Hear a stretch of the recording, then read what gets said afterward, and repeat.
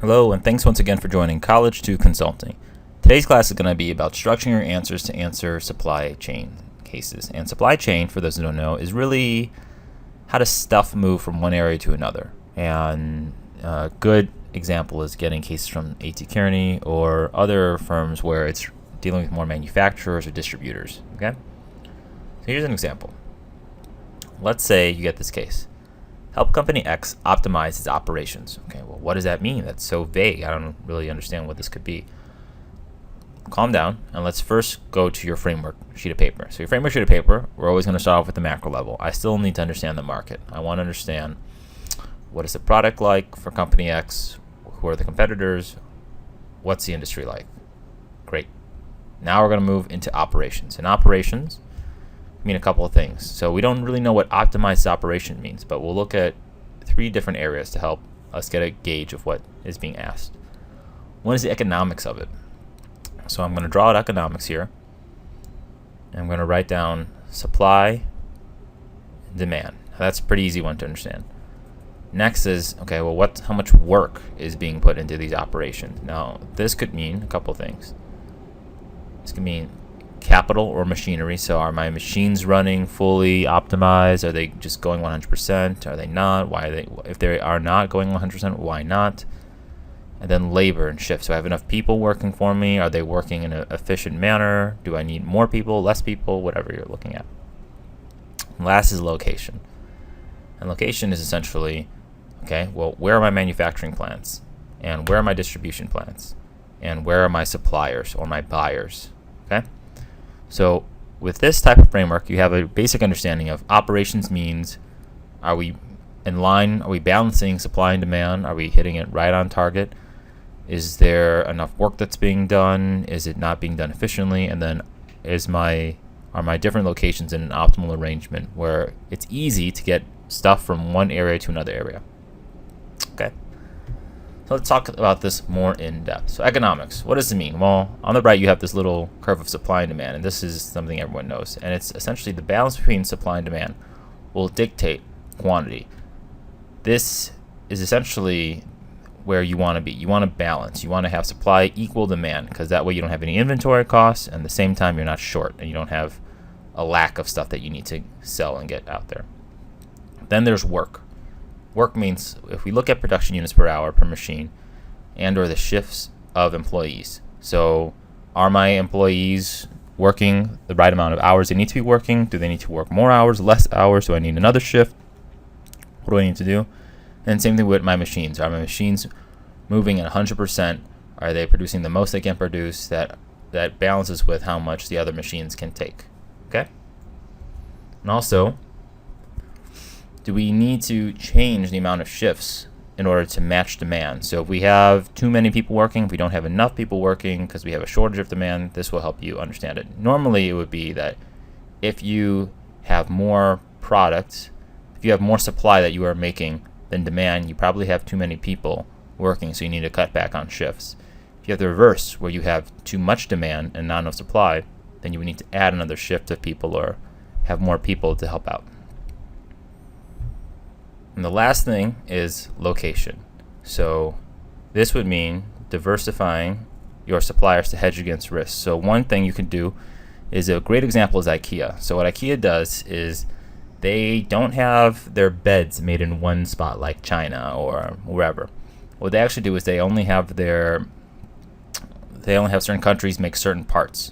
And even that, they split up that work among different countries. So that way, let's say China is making seats for a chair. They might have Colombia also doing the same thing. So now if China has some problem, well, they already hedged against that by having Colombia also help out too. Okay, a story that I like to tell people is, I call this the West Indies Dutch Trading Company strategy. And what they did is when you had these people going to India and into America and all these places to trade spices and whatever, they would have a boat for gold, a boat for spices, a boat for linens, whatever. And what happens if pirates would raid it? Well, they would take the gold boat, and now they just lost like 80% of how much money they were trying to get. So what they would do is the West Indies Trading Company is they diversified it, and they had each boat have a little bit of gold, a little bit of spice, a little bit of linen. So now they knew that we're probably going to lose one boat out of 5. But if they lost that one boat, they had the other 4 boats to make up for it, and they didn't put it all into one basket. So that's what diversifying your suppliers is. Another thing is making sure your manufacturing and distribution are in locations that make sense.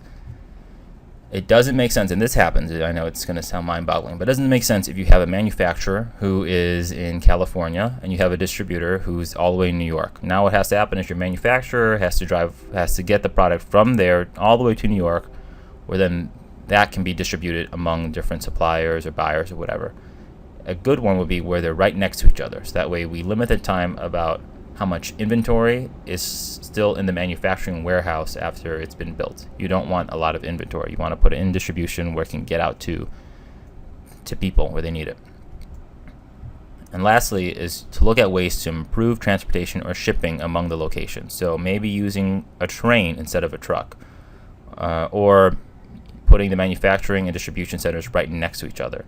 Those are examples of how you can improve location. Okay? So this is a pretty quick one, but I think it's pretty easy to understand. So if we do this case again, we say, help company X optimize its operations. If we were summarizing, I would say this.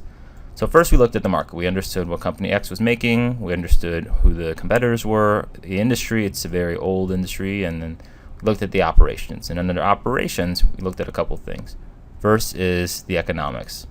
And here I wanted to understand what supply and demand were like. And here we found out that our demand is higher than our supply, meaning that we need more output of product.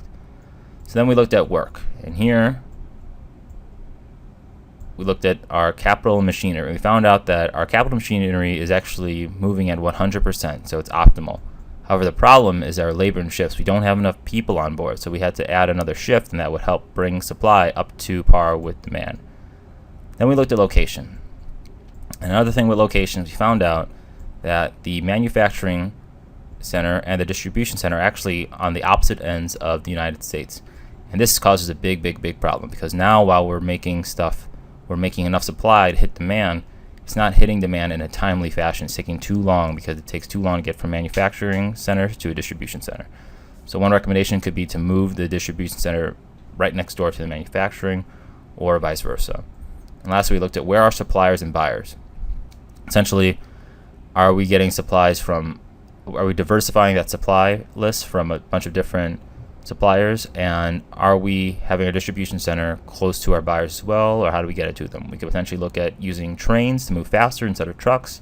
That's an example. And I think ultimately this will help Company X optimize its operations. So that's the example of how to do an operations supply chain type case. Thanks. I will see you in the next class.